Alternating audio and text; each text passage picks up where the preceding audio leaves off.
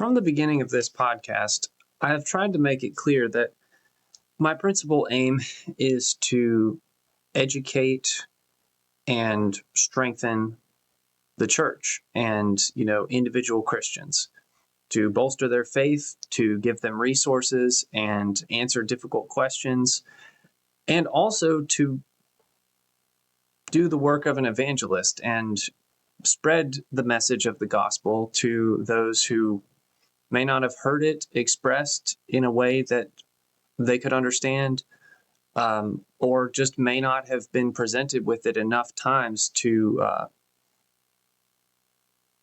finally stop rejecting it and to stop letting their darkened will withhold reaching out for what God has given them. However, it becomes necessary at times to, while this is not a primarily political show, delve into topics that are political in nature, we'll say. I have heard it said before that politics is downstream of religion, and I think that's very true. I think that it is a mythology of modernity that you have your religious life and you have your political life, and never the twain shall meet, when that could be no further from the truth. On the contrary, what we believe about the world, about God, about everything should intimately inform our political views. And that is why this week we will be talking about the subject of violence and pacifism.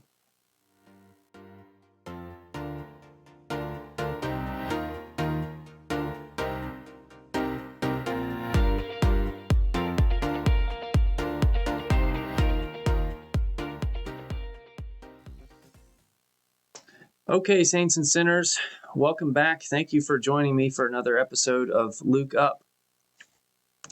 As always, I appreciate your support, and I appreciate you tuning in to whatever format you're listening on, be it YouTube or Spotify, or even if you're just grabbing the little shorts that I put up on Instagram and YouTube. So thank you again. Now, this week we're going to do something a little different. As we talk about violence and this kind of idea of pacifism or nonviolence, we are going to spend some time looking at a question. Well, really, I won't say a question, more of a comment that I received from a listener, and it was very interesting. I think I mentioned this in a recent episode that I was going to be talking about this, but I received an email a couple weeks, well, maybe about a month ago, from a gentleman named Chris, who is not a Christian, according to what he tells me in his email. But he felt that he needed to tell Christians how they are supposed to follow their faith. And, I mentioned that I had decided, well, I wasn't going to engage with this person and have any kind of lengthy conversation, because I thought there was kind of something sinister in his motives. You don't hear me getting on here week after week and telling people, well, if you're a Muslim, this is what you believe, and you're not being a good enough Muslim. I wouldn't do that because I'm not a Muslim. I think there are problems with Islam that I can approach from the outside as an observer, but not being one. I don't make the rules. As Christians, we need to be, the church should be self-regulating, and it should do so on the basis of Scripture. That being said, I think every religion should operate that way. So that's just kind of a tangent, but I thought it was important to mention. However, the main subject of today we're going to be talking about has to do with Christians and violence, specifically self-defense. I think most Christians would comfortably agree that followers of Christ should not be engaging in aggressive violence. That is, attacking people, invading people's countries or homes, killing people without provocation. Those are pretty basic things. But the argument from this listener was kind of an interesting one, and it takes us back to antiquity, which, I'm always interested in visiting. So we're going to dive into that a little bit. But first, I would like to read the Bible verse of the day. That will kind of set the tone and get us thinking, hopefully, in the right mindset here. And this comes to us from the writings of the wise King Solomon, specifically in the book of Proverbs, chapter 17, verse 15. Proverbs 17:15. It says, "He who justifies the wicked and he who condemns the righteous, both of them alike are an abomination to the Lord." He who justifies the wicked and he who condemns the righteous, both of them alike are an abomination to the Lord. It is an abomination to the Lord to justify the wicked and to condemn the righteous. Now, that is possibly the clearest evidence that you could find of God injecting himself into politics. He invented government. So it's not as though he doesn't have a stake in how it's run. He is not the watchmaker who just lets things go. He wants things done a certain way. This was my contention in the episode on The Cost of Discipleship by Dietrich Bonhoeffer. I thought his theology was wonderful, but there was kind of a weak point in some of his conclusions that he didn't believe Christians should serve in government, basically because you have to get your hands dirty, and as Christians, we don't want to do that. We want to just be all about loving people. The argument that I made against that is that God created government. Now that we live in a fallen world, we broke the world, God gave us government as a means of dealing with it. And so we become a tool, we being people who work for the government, we become a tool for wielding his justice to punish evil and reward good. So basically, Solomon is saying here, if you're doing the opposite of that, you have gone way wrong, and that is an abomination to God. So without any further ado, I guess we'll go ahead and read this email. Now, bear with me. It's kind of lengthy. I won't read you all of my response. That's kind of going to be the topic of the episode. I've just taken, what was a page-long response and kind of turned it into a whole episode. But I want you to hear this argument because this may be something that, as a Christian, you encounter from time to time.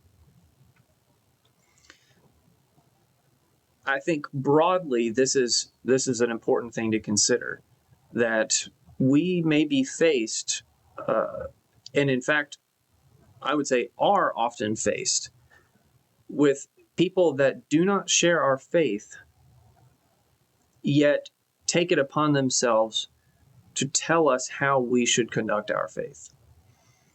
And maybe I'll do another episode on that kind of more big picture topic. But for right now, we'll just dig into this one example and see how it's kind of nefarious that you hear arguments taken from Scripture and taken from church teachings, which are great, but sometimes they can be wrong. Famously, a German monk in the 16th century split with centuries of church tradition to begin what we call the Protestant Reformation. And so tradition can be wrong. Now, what you'll find, I think, in what we're going to read and analyze here is that it's not so much that there is an accepted doctrine of the church that is wrong. It's more that this is something that had to be grappled with increasingly by the church leaders. And it took them a while to formulate a consistent way of thinking about it. And so prior to the time of Augustine, you kind of just have a few different people coming up with various levels of discomfort, as they should, with Christians committing acts of violence. So let's just get into it. Let's go ahead and read Chris's email. Okay. So I won't read you all the introductory stuff. We exchanged a few emails back and forth, but here's the crux of his argument. He says, "Hi, Luke. In the words of Origen of Alexandria answering the critic Celsus, and in agreement with every recorded Christian for the first several hundred years of Christianity's existence, please notice the contrast between what God and Jesus allowed/commanded for the Jews versus the Christians." Now, this is a quote from Origen in Against Celsus. "In like manner as the statement is false, so also is this, that in the days of Jesus, others who were Jews rebelled against the Jewish state and became his followers. For neither Celsus nor they who think with him are able to point out any act on the part of Christians which savors of rebellion.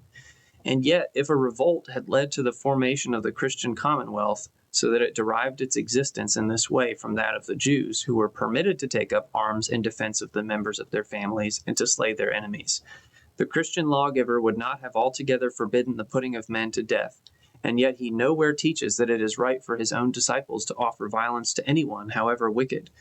For he did not deem it in keeping with such laws as his, which were derived from a divine source, to allow the killing of any individual whatever. Nor would the Christians, had they owed their origin to a rebellion, have adopted laws of so exceedingly mild a character as not to allow them, when it was their fate to be slain as sheep on any occasion, to resist their persecutors." End quote. FYI, if you care about truth more than apologetics, start with Eusebius's writings under Constantine concerning spiritual/devoted believers versus practical/second-tier followers, and Augustine's defense of just war, to see where Roman and later Protestant Christianity sold out to practicality, leading to the quote-unquote choose what you want and quote-unquote lukewarm masses all claiming to be Christians. It's all there with those with eyes to see and ears to hear. The rest is a history of irony and ignorance. Best of luck, Chris. Oh boy. I just had a field day with this. So don't worry. There were a lot of claims made. We're going to address each one.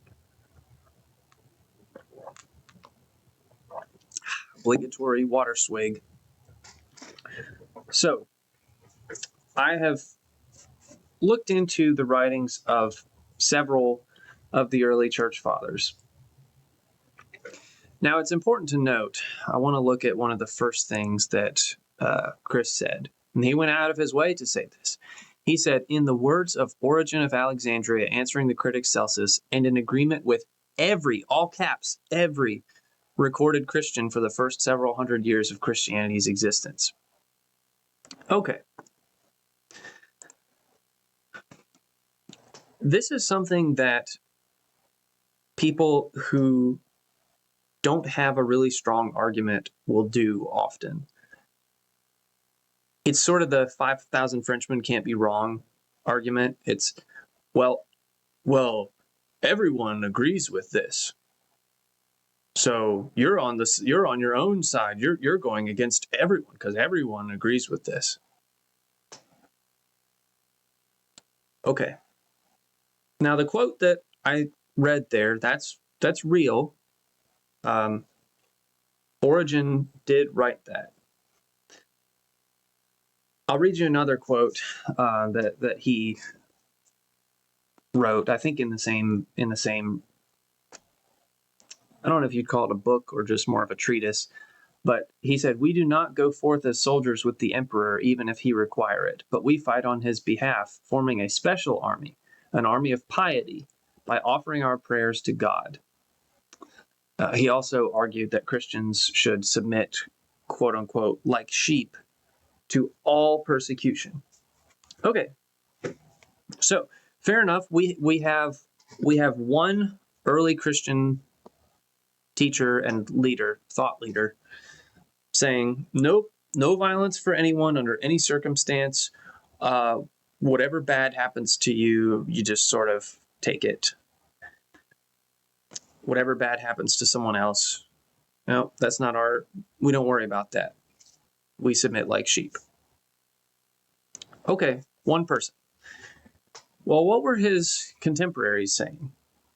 So we will turn next to the Bishop Clement of Alexandria, who said that it was okay if soldiers become Christian and remain soldiers.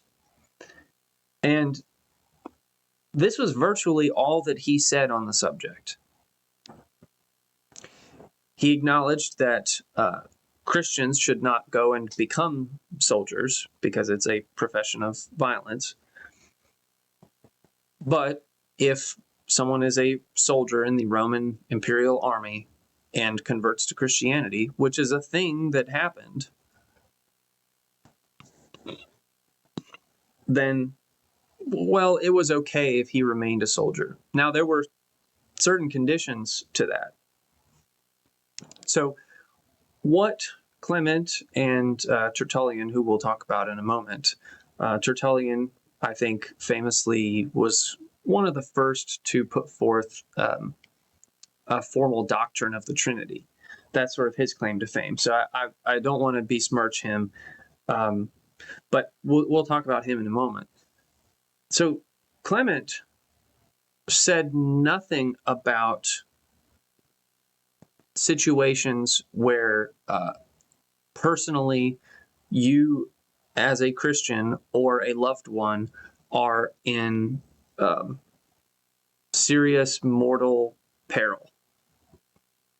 He does not address the topic of self-defense, and he never expresses agreement with Origen on that topic.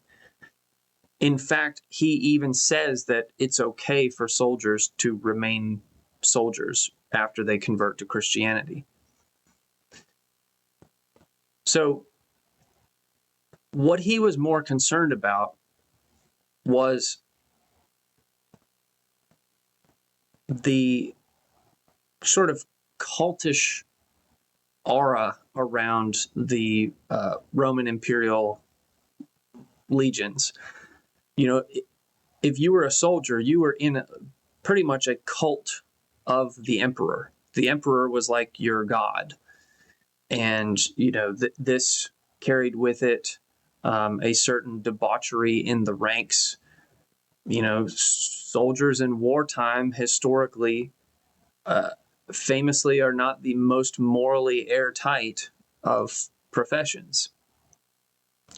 And so sexual immorality, cult-like worship, these could be serious impediments to a Christian, especially a new believer who would not be trained to withstand some of these temptations or would not know how to respond if those things were happening in his presence, happening nearby with his compatriots. And so Clement was sort of grappling with that, and that was his main focus, was specifically with soldiering. And he remains totally silent on the issue of defending yourself or a loved one from harm. Now, Tertullian, he was more absolute in his opposition to joining the military for the reason of the cult practices, but just killing in general. And he said that it's okay to remain if you can avoid sin. Now, that would have been very hard for a Roman soldier to do, not only because of the air of cultishness and the constant temptation to sexual sin, but if you are sent by your general to go and conquer some native Britons or something, and they've done nothing to harm you, you are not in danger from them. They're just living out there in the woods, painting their faces and making bows and arrows. And you are sent there to go and wipe out the savages and make way for Rome to come in and take over. Well, you wouldn't be able to do that. So at that point, your conscience as a Christian would dictate that you would have to leave. So Tertullian put these conditions on soldiering. But again, that was the only thing that he really talked about. So to say that everyone was in agreement on this is painting with far too broad of a brush. We have explicit writings from Origen, and that's about it. So on the matter of self-defense, there's not that much coming out of the church in the early centuries. And I would say probably most Christians tended to be in the school of thought of Origen, but not all of them. So let's see what else Chris says here.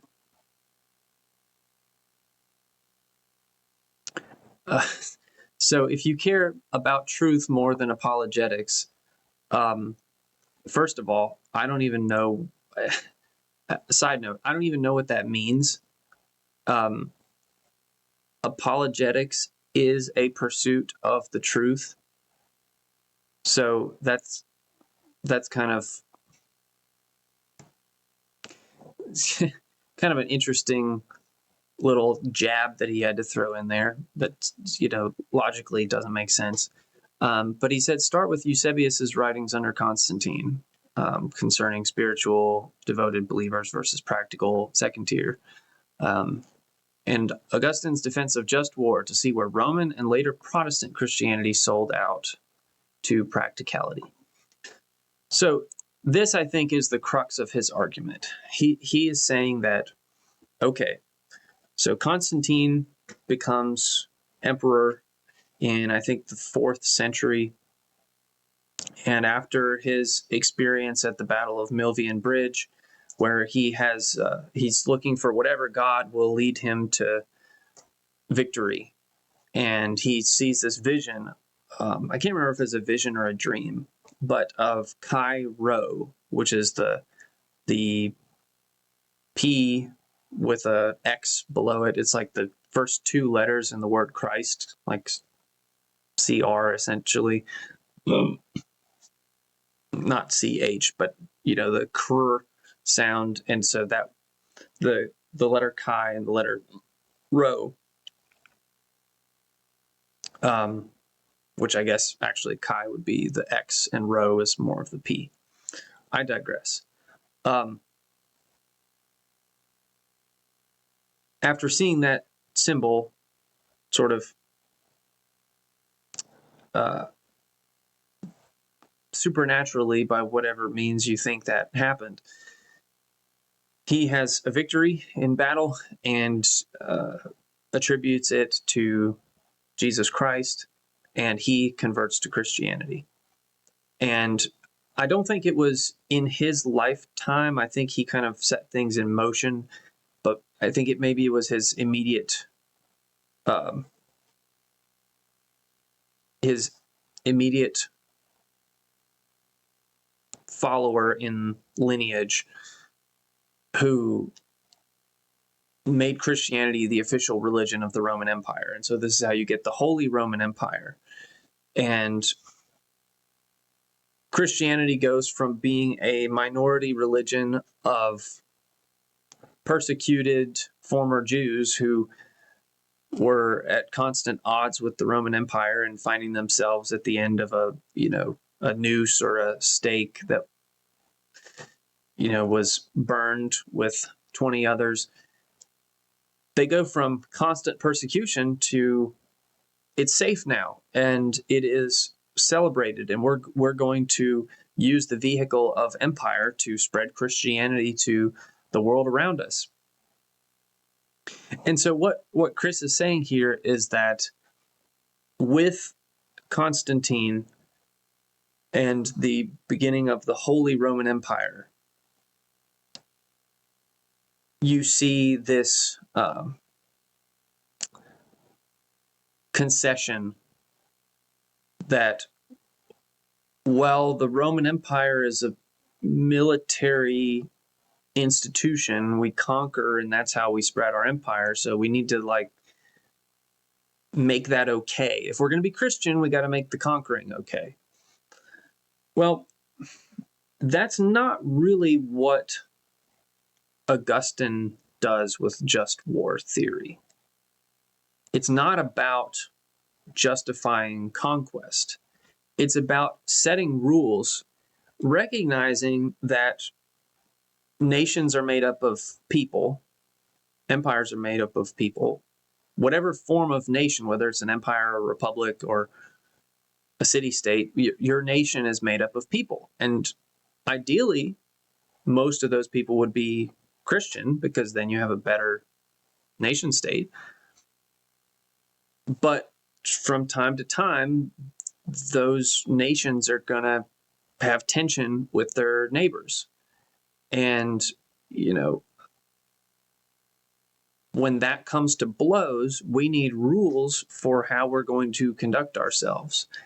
And so that's what just war theory comes out of. It is a desire for Christian leaders and soldiers and people in a position to wield governmental power have some guidelines for how to do it.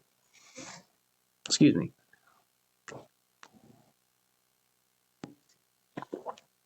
And this, of course, was later given more of a systematic framework by Thomas Aquinas, who Martin Luther had some disagreements with after the fact. Luther was a couple centuries after Aquinas. Aquinas was part of a school known as the Scholastics, who placed this great value on works and education and knowledge. And Luther was more of a back to basics kind of guy. We need to study scripture. Sola scriptura, sola fide. We'll talk about the so-called solas probably in a later episode. But the point here is that Luther was actually in agreement with Augustine, who was, again, around the late 4th century. So Augustine was also known for, and of course we talked about him at length in a recent episode on the Confessions, which is a semi-autobiographical book that he wrote about his musings on the nature of God. And it's beautiful, and it's a really good book to read and kind of reflect on. But he was also known for putting forth this idea of the order of love, or the ordo amoris, I think is the Latin. And this is the notion that, so of course, Christ commands us, he boils down the 10 commandments into two. And the second is to love your neighbor as yourself. And the Ordo Amoris, or the order of love, is a way of kind of grappling with that, okay, how do we as humans have finite resources. And, it's been firmly established at this point that love is not a feeling, it's an action. Well, there's only so many actions that I can take as a finite human being. So my actions need to be ordered in a certain way. Now, people like Sam Harris, atheists, who I talked about at length in my review of his book a couple weeks ago, The Moral Landscape, or as I called it, The Immoral Landscape. They have their own kind of framework for, achieving the maximum good for the greatest number of people. And my contention was, how do you know what good really is? Well, the order of love kind of is grappling with the fact that, yes, love is an action-oriented thing. It's not just a feeling. And so how am I to sort of ration my love for people? So in order to love my neighbor as myself, I first need to know how I'm supposed to love myself. So you have to know how to take care of yourself before you can take care of others. It's the age-old illustration of, in the airplane, when the cabin is deep pressurized, you got to put the oxygen mask on yourself and then put the other one on your child. Because if you don't put it on yourself first, if you pass out, the child's not going to be able to put his mask on and yours on, and you're both just going to die.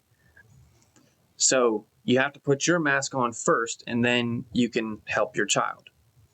So recognizing that in order to take care of your child, you have to take care of yourself, it would naturally follow that in order to take care of someone outside of your family, well, you have to take care of your family first. So this kind of continues on in perpetuity, that you take care of your family, and then you can take care of your larger family, then you can take care of your community, then you can take care of your whole nation, then you can take care of the whole world.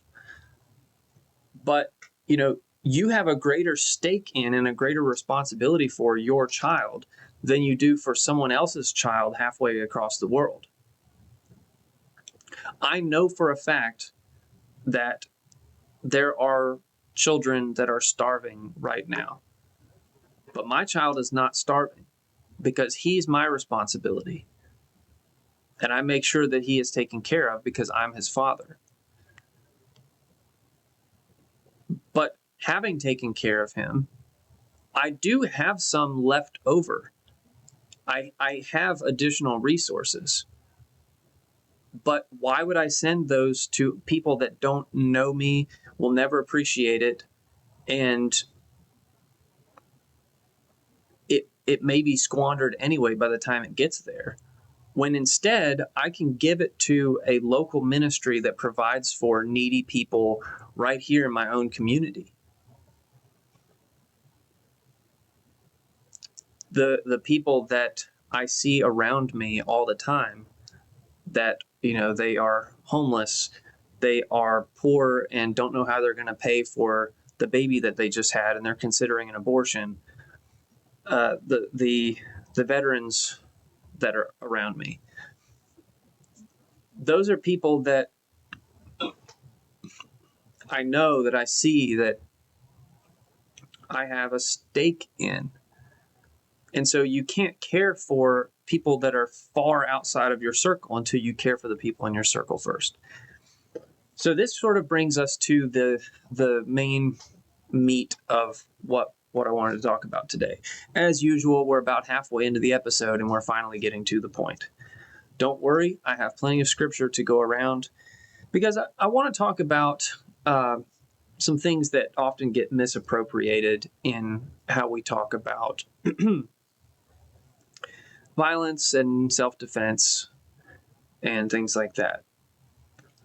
So the first verse that I want to turn to is in Matthew chapter 5. So everybody knows Matthew chapter 5. This is the Sermon on the Mount. Specifically,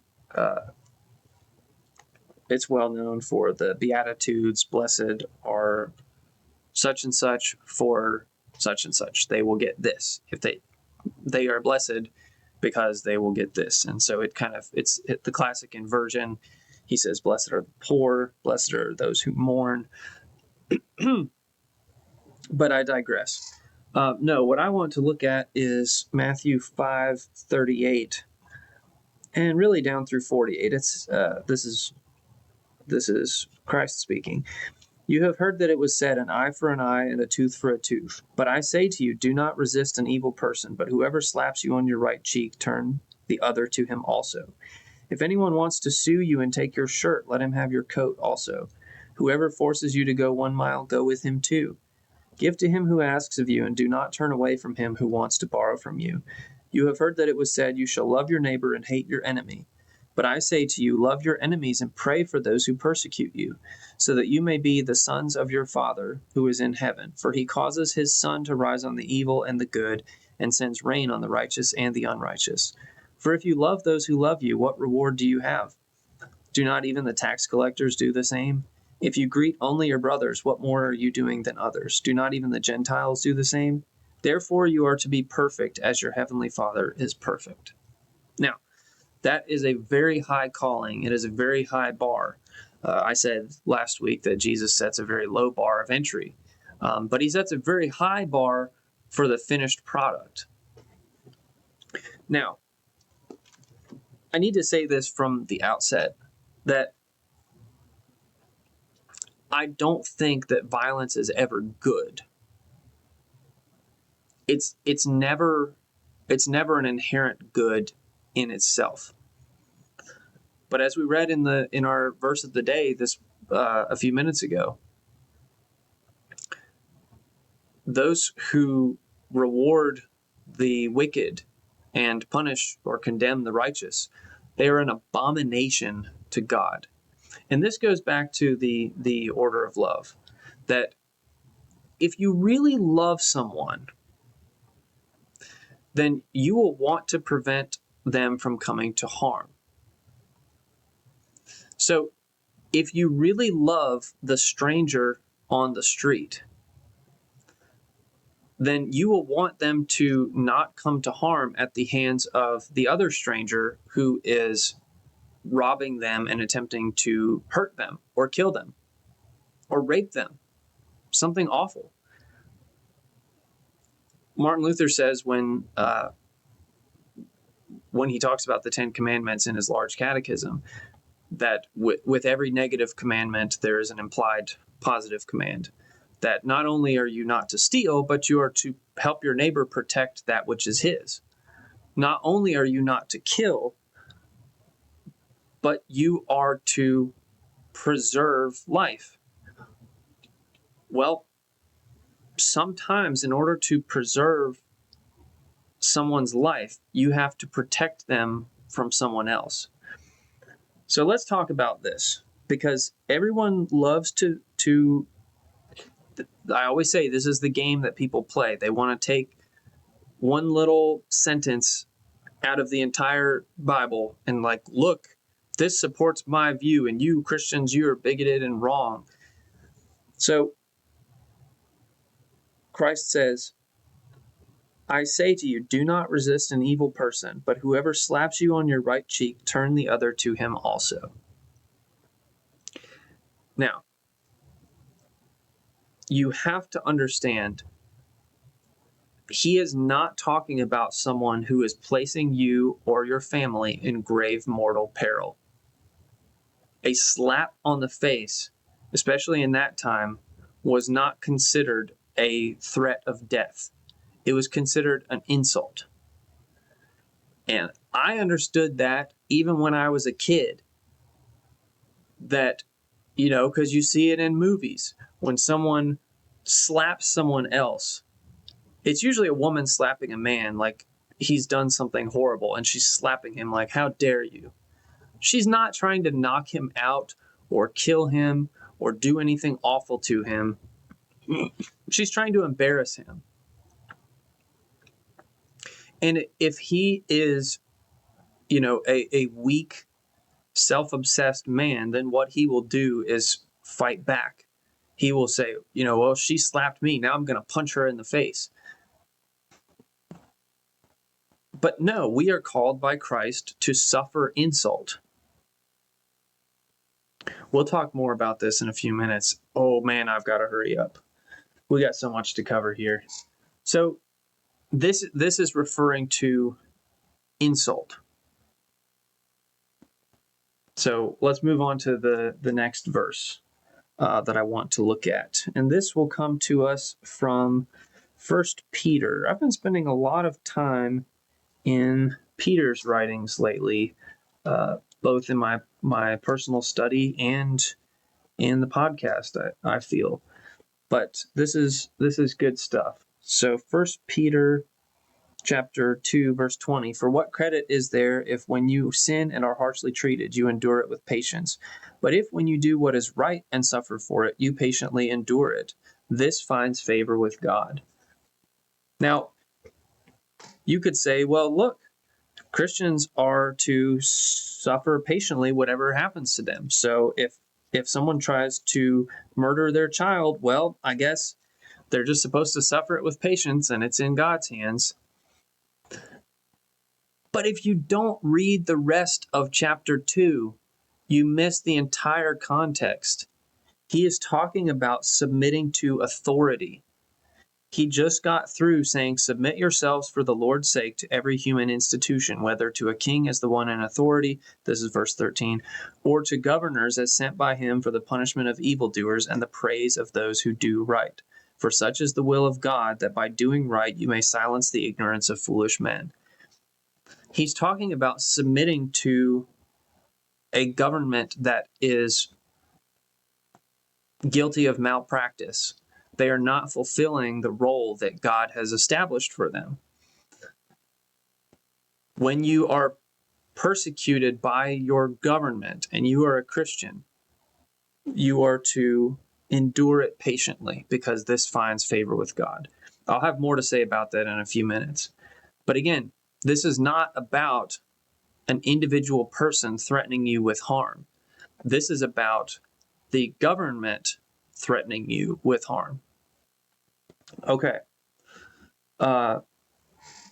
Romans 13. So we're going to go back to our good old friend, St. Paul. Romans 13. And I want to specifically look at verse 4. Now, if you, in my Bible, at chapter 13, the heading is Be Subject to Government. Okay, so he says in verse 2, therefore whoever resists authority has opposed the ordinance of God, and they who have opposed will receive condemnation upon themselves. For rulers are not a cause of fear for good behavior, but for evil. Do you want to have no fear of authority? Do what is good, and you will have praise from the same, for it is a minister of God to you for good.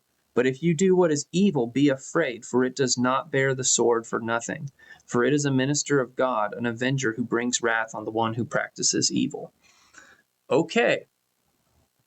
The government does not bear the sword for nothing. It is a minister of God, an avenger who brings wrath on the one who practices evil. Well, last time I checked, our governments are not run by robots. They're run by people.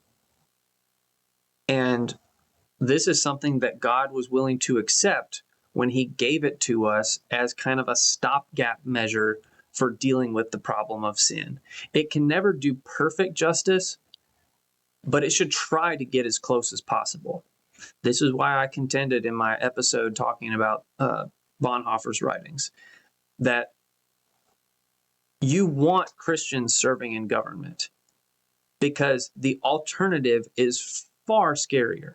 And we are seeing the effects of that today. My goodness, are we seeing that? You want Christians in positions of power because they will actually be more likely to conduct government the way God intended. And the way God intended was for it to punish evil, because not to do so is, as we read in Proverbs 17, an abomination to God. Well, if the government is going to punish evil, that means that people serving in government are going to have to punish evil. This means police officers. It means judges. Sometimes it means executioners. If the just punishment for what you have done is death, someone has to be the person who puts you to death. The government does it rightly. It should not be a personal vendetta. God does not leave room for that. So vigilantism is not a thing that God supports or tolerates. But justice is one of his chief projects. So this is why in olden days they had things like the firing squad, because you would have a prisoner who was condemned to death, and back then you had weapons that weren't all that accurate, so you line up 20 guys at like 50 feet away from the person or something, and they all fire one shot. And so when the guy gets hit like 7 times, you don't know, first of all, which shot exactly was yours, and you don't necessarily know which was the fatal shot. So that as one of the executioners, you don't have to walk around with that guilt of having killed that person yourself personally, because you weren't doing it personally. You, as a soldier, as a lawman, were doing it within the confines of God's ordered government. Okay. I want to point out, before we kind of put it all together, I want to look at a little more scripture. Let's go back to Matthew. And really, I found that I had to double check myself on this, but this is a passage that occurs in each of the 4 Gospels. And this is when Jesus drives out the moneylenders from the temple, those who are selling animals for people to sacrifice. Like, well, I'm here to pay for my sins, but I'm poor and I don't have any doves. So there were people in there that were selling animals. Like, here, this is how you got to come buy these doves to go get your sins forgiven. And of course, Jesus was mad because they had missed the whole point. So Matthew chapter 21:13. Whoops. Yes, 21:13. Well, we'll start with 12. And Jesus entered the temple and drove out all those who were buying and selling in the temple, and overturned the tables of the money changers and the seats of those who were selling doves. And he said to them, "It is written, my house shall be called a house of prayer, but you are making it a robber's den." This account is in, as I mentioned, all 4 Gospels. And in John's account, in chapter 2, verse 15, it even says that Jesus braided his own rope to take in there to whip them with. So he was not being especially nonviolent when he went in there, threw the tables out, and said, "Get out of here," and he started whipping them. Jesus Christ himself, the Son of God in the flesh, the Word made flesh, whipping people. I think that alone tells us that there are some occasions for violence. Now, we do need to talk about self-defense. So for that, we're going to turn to something I heard recently from the Lutheran pastor, Brian Wolfmueller. And he was talking about, he had received a question from a listener to his show, this podcast that he does, the Theology Q&A podcast, which I have found to be very edifying. And he was asked about, are Christians allowed to defend themselves or their families if, say, someone breaks into their home? And so he said, he explained, this kind of plays off of what we just read in 1 Peter and kind of in Romans, that it really depends on the source and the nature of the violence or the harm that is being done to you. So if the government is persecuting you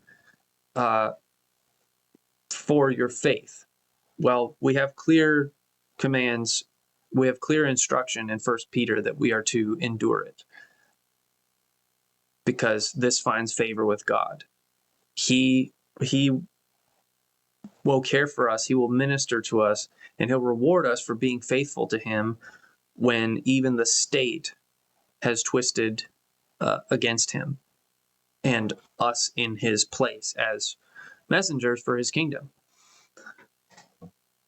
Well, when an individual persecutes us for Christ's name, it's a little more complicated.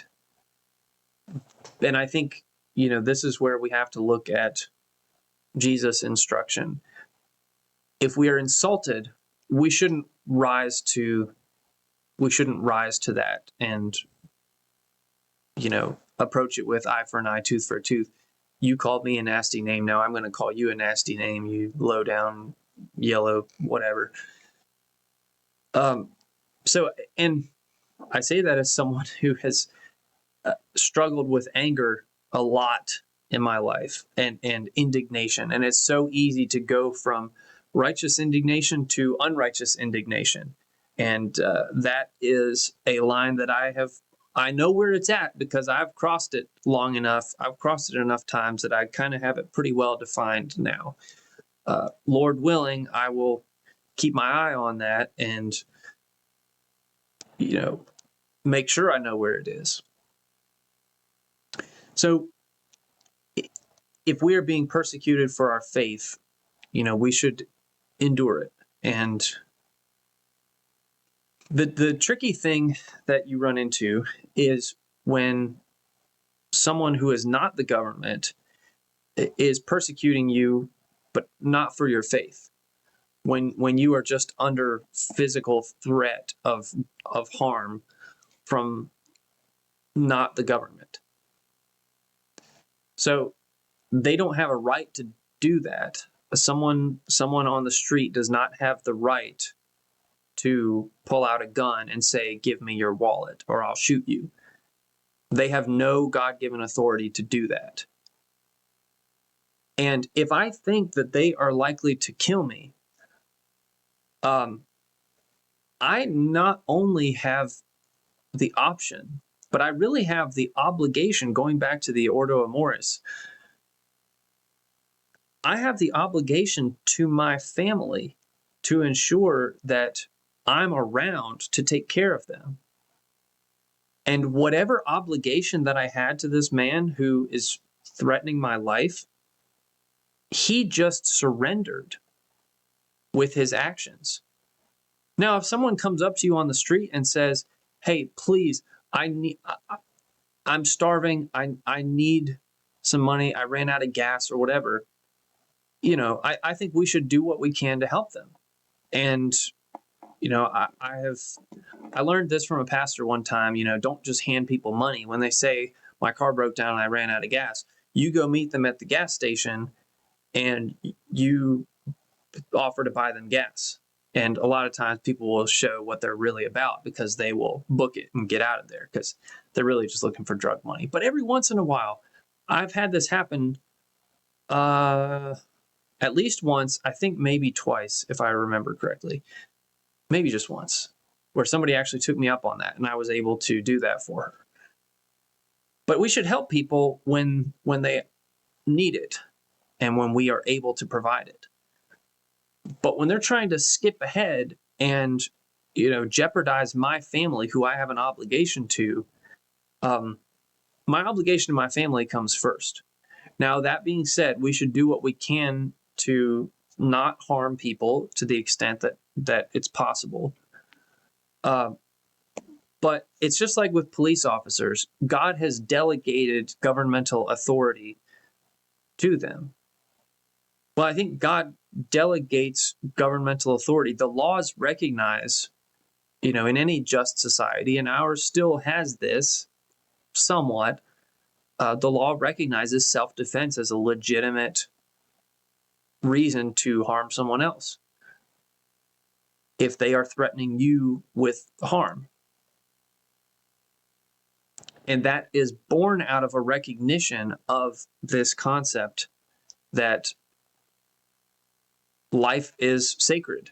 And sometimes preserving innocent life means you have to take the life of someone wicked.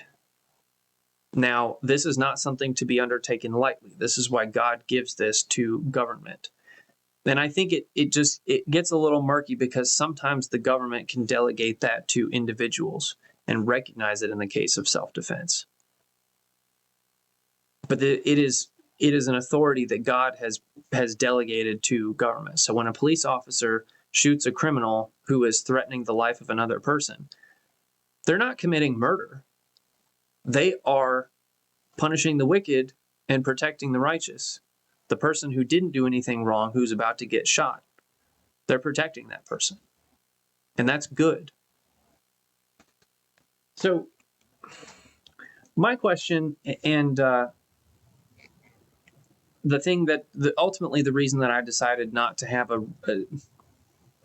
face-to-face conversation with Chris is that I was left to wonder at the motive of an email like this. Let's see if I want to read the original message that he sent me. Okay, one of the things he said in his original email was, ultimately it is obvious that most professed Christians interpret the New Testament's teachings as mostly practical and life-affirming for their personal goals. Jesus is to be interpreted as family-affirming and an upholder of strong masculine authority. The suffering servant identification is for the other guy or just very misunderstood. So, I want to do as Martin Luther says and put the best construction on things. So I'm not going to make the speculations that I would like to about what type of person this is. But I do have serious concerns about his motivations. And, if you think that Christians are bloodthirsty people who are just out here wanting to shoot people because guns are fun, then just have the guts to come out and say that. Don't dance around it. Now, I will say that position, to sort of use a line from William Lane Craig in his debate with Sam Harris, that is just as stupid as it is offensive. But if that's what you think, just come out and say it. I don't know a single Christian who believes in the concept of self-defense that does so willy-nilly. I have 3 guns in my house, and I hope to God that I never have to use one to harm someone. But if someone breaks into my house in the middle of the night and poses an imminent threat to my family, I am obligated to protect my family. And I can't take chances on that. Now, if it's broad daylight and I can see that the person is not armed and they are mentally not there, I may do what I can to restrain them until the police arrive. I don't know. But we need to get back to an understanding as a civilization of personal responsibility. This is something that has been in the news a lot lately. People that are shocked when they threaten or harm police officers, they're shocked when there are serious consequences to that. We should not be shocked by that. Police officers, law enforcement officials have been given a divinely ordered responsibility. And as Christians, we ought to respect that. Now, for people who are not Christians, they are wandering the earth with a darkened will and a darkened intellect. And they, as we talked about last week, all man's help must come from God. All his ruin comes from himself. And they are creatures of ruin. And they reject the gospel. They reject the truth. And so, of course, people who are lost reject notions of true justice. But as Christians, we need to stand for justice. And sometimes justice means punishing the wicked in order to protect the righteous. I think we could have spent a lot more time on this. I hope this has been helpful. Honestly, I feel like I just sprinted through it all. And we may revisit it later. But again, hey, any questions or concerns you have, I will not reveal your last name or your social security number. I don't want your social security number. I will not reveal, sufficient personal details for people to be identified. But I do appreciate comments. I'm not responding to comments on YouTube and Instagram.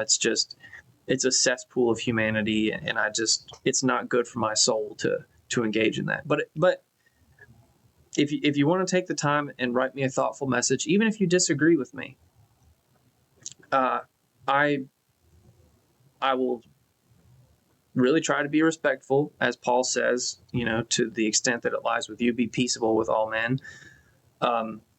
I didn't feel that this email was sent in a spirit of peacefulness. I felt that it was sent in a spirit of, well, I'm not a Christian, so I can do whatever I want, but you're a Christian, so you should also do what I want.